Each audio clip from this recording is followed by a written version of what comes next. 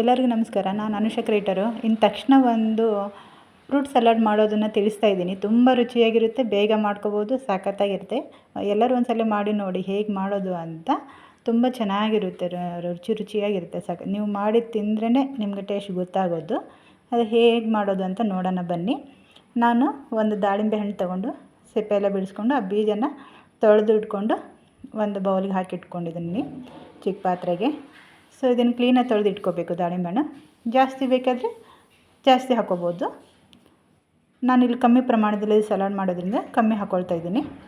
ಇದಕ್ಕೆ ಬಾಳೆಹಣ್ಣು ಮತ್ತು ಆ್ಯಪಲ್ ಚಿಕ್ಕ ಚಿಕ್ಕದಾಗಿ ಕಟ್ ಮಾಡಿ ಇಟ್ಕೊಂಡಿದ್ದೀನಿ, ಅದನ್ನು ಕೂಡ ಅದಕ್ಕೆ ಹಾಕ್ಕೊಳ್ತಾ ಇದ್ದೀನಿ. ಸೊ ಹಾಕ್ಕೊಂಡು ಇವಾಗ ಇದಕ್ಕೆ ಬಾದಾಮಿನ ಮತ್ತು ಗೋಡಂಬಿ ಬಿಸಿನೀರಲ್ಲಿ ನೆನೆಸಿಟ್ಟಿದ್ದೀನಿ. ಒಂದು ಅರ್ಧ ಗಂಟೆ ನೆನೆಸಿಟ್ಟಿರೋದನ್ನ ಎರಡು ಮಿಕ್ಸಿಗೆ ಹಾಕ್ಕೊಂಡು ಪೇಸ್ಟ್ ಮಾಡಿಕೊಂಡು ಅದಕ್ಕೂ ಕೂಡ ಹಾಕ್ಕೊಳ್ತಾ ಇದ್ದೀನಿ.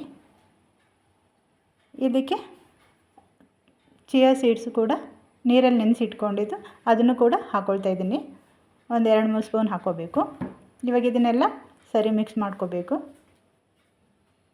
ಈ ಥರ ಚೆನ್ನಾಗಿ ಮಿಕ್ಸ್ ಮಾಡ್ಕೋಬೇಕು. ಮಿಕ್ಸ್ ಮಾಡಿ ಒಂದು 5 ನಿಮಿಷ ಮುಚ್ಚಿಡಬೇಕು.